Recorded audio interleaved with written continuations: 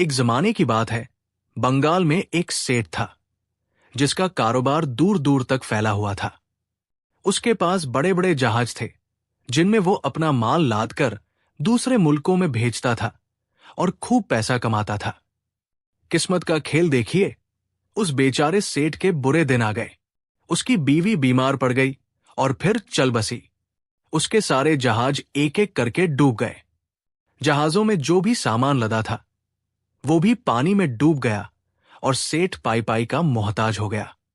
जब सेठ के दोस्तों ने ये देखा तो सबने उसका साथ छोड़ दिया। कहते हैं ना कि मुसीबत में तो परछाई भी साथ छोड़ देती है। यही हाल उस बेचारे सेठ का हुआ। बेचारा क्या करता, शहर छोड़कर एक गांव में जाकर बस गया। सेठ की 3 बेटियां थी।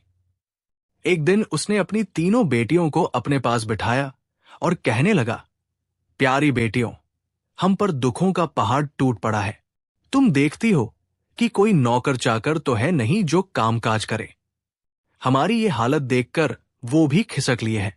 अब तो खाना बनाना, कपड़े धोना, सिलाई बुनाई, ये सब काम तुम तीनों बहनों को मिलकर करने पड़ेंगे। दोनों बड़ी लड़कियों ने अपने बाप की ये बात सुनकर मुंह बना लिया और अकड़कर बोली, ना बाबा, हमसे घर का कामकाज नहीं होगा। लेकिन सेठ की सबसे छोटी लड़की ने, जिसका नाम गुलाबी था, अपने बाप को तसल्ली दी और कहने लगी, पिताजी, आप दिल छोटा मत कीजिए, फिक्र मत कीजिए, मैं घर का सारा काम संभाल लूंगी। अब हुआ ये कि सेठ की दोनों बड़ी लड़कियां तो हाथ पर हाथ धरे बैठी रहती और सबसे छोटी लड़की गुलाबी घर का सारा काम करती थी। बेचारी कपड़े धोती, बर्तन मांजती, सबके लिए खाना बनाती, बिस्तर बिछाती और रात को थककर चूर होकर सो जाती थी। इसी तरह कई महीने बीत गए और ऊपर वाले का करना क्या हुआ कि एक दिन सेठ को यह खबर मिली कि उसके 3 जहाज डूबे नहीं थे, बल्कि समुंदर में जबरदस्त तूफान आने की वजह से वो वक्त पर नहीं पहुंच सके थे।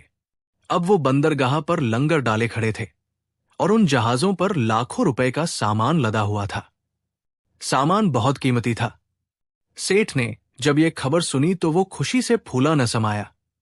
खुशी खुशी उसने अपनी तीनों बेटियों को अपने पास बुलाया और खुशखबरी सुनाते हुए कहने लगा, प्यारी बेटियों, भगवान ने हमारे ये मुसीबत के दिन खत्म कर दिए हैं। मैं अब शहर जा रहा हूं। बताओ वहां से तुम्हारे लिए क्या क्या तोहफा लाऊं। बड़ी लड़की ने कहा, पिताजी, मेरे लिए तो सोने का एक खूबसूरत झूमर लाना जिसमें असली मोती जड़े हों। मझली लड़की बोली, प्यारे पिताजी, मुझे तो नीले रंग की रेशमी साड़ी ला दीजिए जिस पर सफेद सितारे लगे हों। सेठ की सबसे छोटी लड़की गुलाबी ने कहा, अच्छे पिताजी, मुझे तो इस बात की खुशी है कि भगवान ने हमारे 3 जहाज बर्बाद होने से बचा लिए और वो सामान सही सलामत हमें वापस मिल गया। बस आप खैरियत से वापस घर आ जाए और मुझे कुछ नहीं चाहिए। लेकिन सेठ ने बेटी को प्यार करते हुए कहा, नहीं बेटी, कुछ तो मांगो। गुलाबी ने थोड़ी देर सोचने के बाद कहा, अच्छा पिताजी, अगर आपकी खुशी इसी में है तो फिर मेरे लिए गुलाब का एक फूल लाना जिसकी भीनी भीनी खुशबू से दिमाग ताजा हो जाए। अगले दिन सेठ भगवान का नाम लेकर शहर रवाना हो गया। शहर पहुंचने के बाद सेठ ने अपना माल बाजार में बेच दिया और लाखों रुपए का मुनाफा कमाया। जब सारा माल बिक गया और उसे फुर्सत मिली तो सबसे पहले उसने अपनी बड़ी बेटी के लिए झूमर खरीदा। उसके बाद मझली बेटी के लिए रेशमी साड़ी खरीदी। नीले रंग की साड़ी पर सफेद सितारे जगम जगमग करते बहुत खूबसूरत दिख रहे थे। अब सेठ ने सबसे छोटी बेटी गुलाबी के लिए गुलाब का फूल खरीदने के लिए बाजार में घूमना शुरू किया। लेकिन अजीब बात यह है कि सारा दिन तलाश करने के बाद भी गुलाब का फूल कहीं न मिला। एक दिन की बात है, सेठ गुलाब के फूल की तलाश में बाजार में मारा मारा फिर रहा था कि देखते ही देखते आसमान पर काले काले बादल घिराए और फिर बड़े जोर का मूसलाधार पानी बरसने लगा। सेठ ने इधर उधर कोई पनाह की जगह देखी, मगर हर तरफ सन्नाटा छाया हुआ था। अचानक बहुत जोर की बिजली कड़की तो उसकी रोशनी में सेठ को कुछ फासले पर एक आलीशान मकान नजर आया। सेठ भागता हुआ वहां पहुंचा।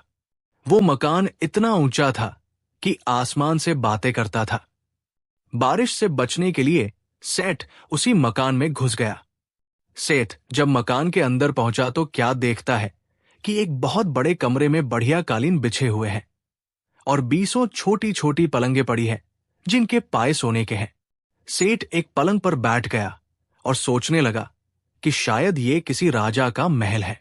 कोई घंटा भर सेठ वहां बैठा रहा, लेकिन बारिश के थमने का नाम ही न लेती थी। अब सेठ को भूख भी सताने लगी। अचानक वो क्या देखता है कि उसके सामने की मेज पर दस्तरखान बिछा है और उस पर रंग बिरंगी प्लेटों में तरह तरह के खुशबूदार खाने रखे हैं। सेठ ने पेट भरकर खाना खाया और भगवान का शुक्र अदा किया। इतने में बारिश थम चुकी थी। अब सेठ उठाकर मकान के मालिक से मिलकर उसकी मेहमानवाजी का शुक्रिया अदा करने लगा। उसने मकान का कोना कोना छान मारा, लेकिन वहां कोई आदमी तो क्या एक परिंदा भी नजर नहीं आया। सेठ बड़ा हैरान हुआ। आखिर वो मायूस होकर बाहर निकलने के लिए दरवाजे की तरफ बढ़ा। अभी वो दरवाजे तक पहुंचा नहीं था कि उसे दरवाजे के दाहिनी तरफ थोड़ी सी रोशनी दिखाई दी। वो जाने बढ़ा, क्या देखता है कि बाहर एक खूबसूरत बगीचा है जहां बहुत से फूलों के गमले रखे हुए हैं जिनमें रंग बिरंगे फूल खिले हैं और उन्हीं में से एक गमले में गुलाब के फूल भी लगे हुए हैं और 3 गुलाब के फूल गजब की बहार दिखा रहे हैं। सेठ खुशी से उछल पड़ा। वो लपक कर वहां पहुंचा और अभी वो फूल तोड़ने वाला था कि उसके पांव के करीब एक सुनहरे रंग का सांप फुफकारता हुआ निकला और सिर हिलाकर बोला, तुम यहां धोखे से भलाई का बदला बुराई से दे रहे हो। मैंने तो तुम्हारे लिए अपने महल के दरवाजे खोल दिए और तुम्हें इस तूफानी बारिश में पनाह दी। तुम्हें भूख लगी तो खाना खिलाया, हर तरह का आराम पहुंचाया और अब जाते हुए तुम मेरे फूल तोड़कर ले जाना चाहते हो। सेठ ने सहमे हुए जवाब दिया, नहीं नागराज, ऐसी बात नहीं। मैंने तो मकान के मालिक को बहुत तलाशा, सब जगह छान मारा था, लेकिन मुझे यहां कोई मिला ही नहीं। मुझे तो अपनी सबसे छोटी बेटी के लिए बस एक गुलाब का फूल चाहिए, अगर आप दे दे तो। नागराज ने सेठ की बात काटकर फुफकारते हुए जवाब दिया, बस अब सेठ बड़बड़ करना बंद करो। मैं जानता हूं कि तुम्हारी 3 लड़कियां हैं और सबसे छोटी लड़की ने तुमसे गुलाब का फूल लाने के लिए कहा था। अब तुम घर जाओ और सबसे छोटी लड़की को मेरे पास लेकर आओ। वो मेरे साथ इस महल में रहेगी क्योंकि मैं यहां अकेला रहता हूं और उसके आने से मेरा मन बहल जाएगा। और तुम ये मत समझना कि तुम यहां से जाने के बाद मुझे चकमा दोगे। मैं तुमको 10 दिन की मोहलत देता हूं, खूब सोच समझ लो। 10वें दिन अगर लड़की यहां न पहुंची तो मैं खुद तुम्हारे पास पहुंच जाऊंगा और तुम चारों बेटियों को डसकर खत्म कर दूंगा। इसलिए भागने की बिल्कुल कोशिश मत करना, क्योंकि तुम भागकर जहां भी जाओगे मैं तुम्हारा पीछा जरूर करूंगा।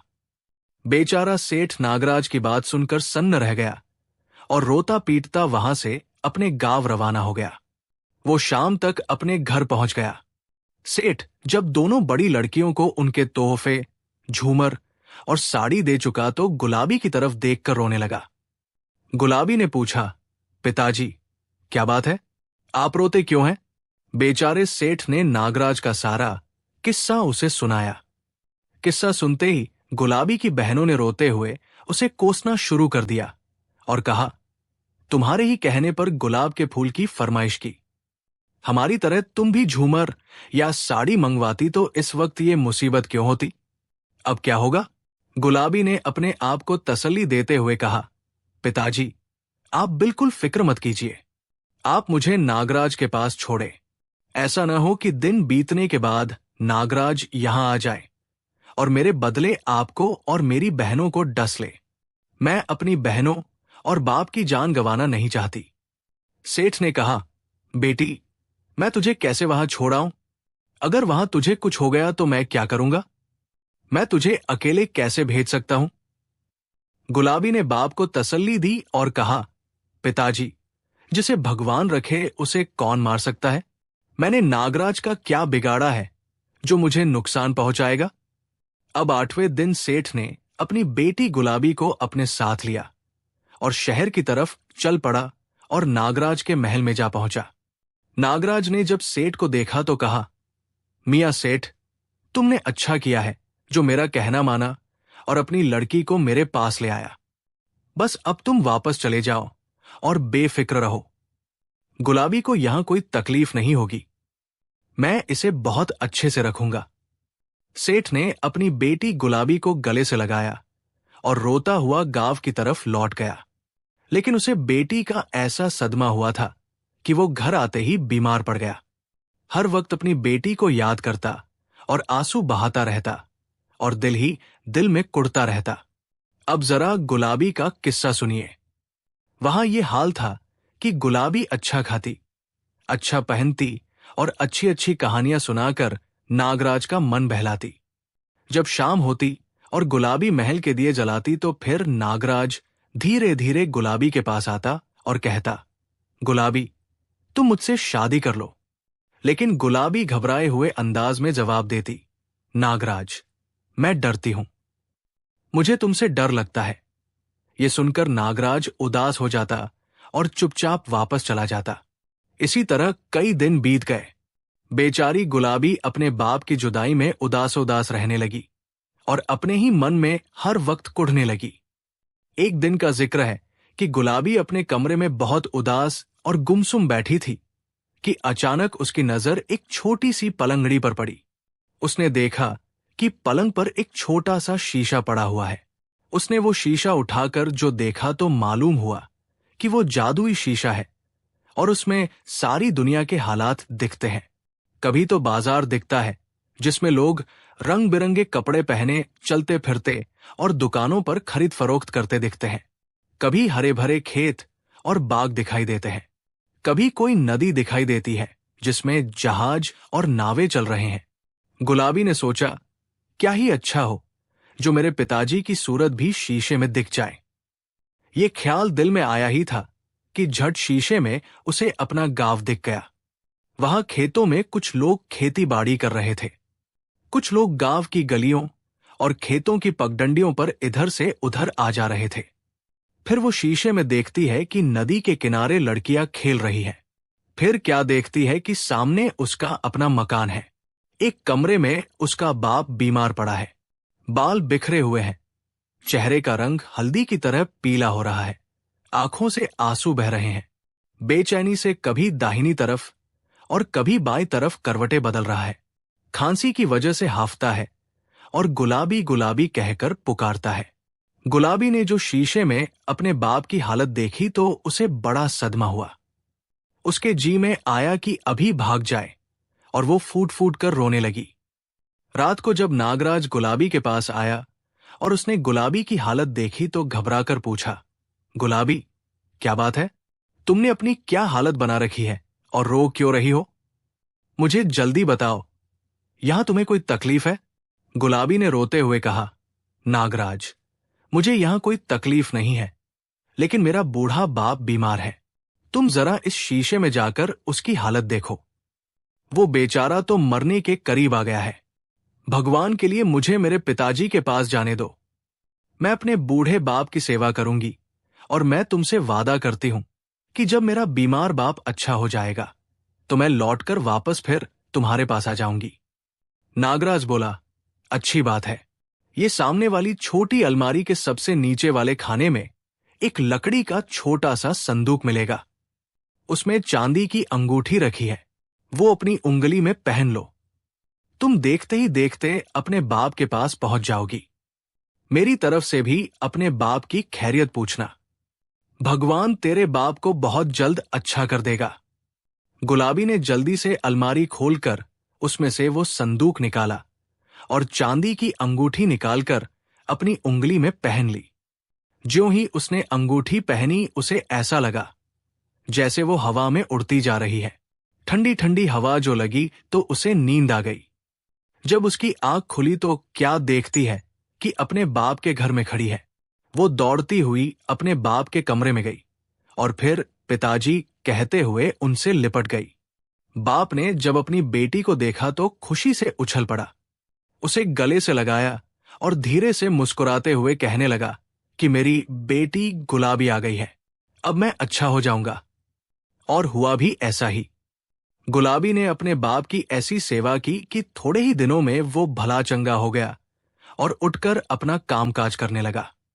एक दिन सेठ ने अपनी बेटी से पूछा, नागराज के महल में तुम पर क्या बीती? बेटी ने सारा किस्सा सुनाया और आखिर में कहा, पिताजी, और तो सब बातें छोड़िए, सबसे ज्यादा अच्छी बात यह है कि हर रोज शाम को जब दियों में रोशनी होती है तो नागराज मेरे पास आकर कहता है, गुलाबी, तुम मुझसे शादी कर लो। सेठ ने पूछा, बेटी, तुम नागराज को क्या जवाब देती हो? गुलाबी ने कहा, मैं कहती हूं, नागराज, मैं डरती हूं, तुमसे मुझे डर लगता है। और मेरा ये जवाब सुनकर नागराज चुपचाप वहां से चला जाता है। ये सुनकर सेठ किसी गहरी सोच में पड़ गया और बड़ी देर तक वो सिर झुकाए बैठा रहा। आखिर कहने लगा, बेटी, अब की बार अगर नागराज ने यही बात तुमसे कही तो उसको ये जवाब देना, अच्छा नागराज, मैं तुमसे शादी करने के लिए तैयार हूं। गुलाबी ने हैरान होकर कहा, नागराज से शादी? पिताजी, ये आप क्या कह रहे हैं? वो एक सांप है और मैं इंसान, क्या मैं एक सांप से शादी कर लूं? बाप ने अपनी बेटी को मुस्कुराकर जवाब दिया, हाँ बेटी, इस बात में मुझे कुछ भी अजीब नहीं लगता। तुम मेरा कहा मानकर देख तो सही, भगवान क्या करता है। गुलाबी ने कहा, अच्छा पिताजी, अब की बार मैं आपके कहने पर ऐसा ही करूंगी। अब सेठ बिल्कुल ठीक हो गया था। गुलाबी ने वापस जाने की तैयारी शुरू कर दी। अपनी बहनों से और बाप से मिली और फिर हाथ में अंगूठी पहन ली। फिर उसे ऐसा लगा मानो वो हवा में उड़ती जा रही है। उसकी आंखें नींद के खुमार से बंद हो गई और जब उसकी आंख खुली तो क्या देखती है कि नागराज के महल में खड़ी है। नागराज ने उसे देखकर कहा, तुम आ गई गुलाबी। और गुलाबी ने जवाब दिया, मेरे पिताजी तंदुरुस्त हो गए तो मैं आ गई, क्योंकि मैंने तुमसे वादा किया था। शाम को जब दियों में रोशनी हुई तो नागराज गुलाबी के पास आया और सिर हिलाकर कहने लगा, गुलाबी, तुम मुझसे शादी कर लो। पहले तो गुलाबी कुछ हिचकिचाई, लेकिन फिर अपने बाप की नसीहत याद आ गई और हिम्मत करके बोली, अच्छा नागराज, मैं तुमसे शादी करने के लिए तैयार हूं। अब तो तुम खुश हो ना? नागराज सुनते ही उधर गुलाबी के मुंह से ये लफ्ज निकले और उधर नागराज ने जैसे अपनी केंचुली उतार दी और लोटपोट होकर देखते ही देखते एक खूबसूरत राजकुमार बन गया। बढ़िया कपड़े, सुंदर चेहरा, लंबा कद, गोरा रंग। गुलाबी ने हैरान होकर कहा, अरे ये क्या? वो सांप कहा गया?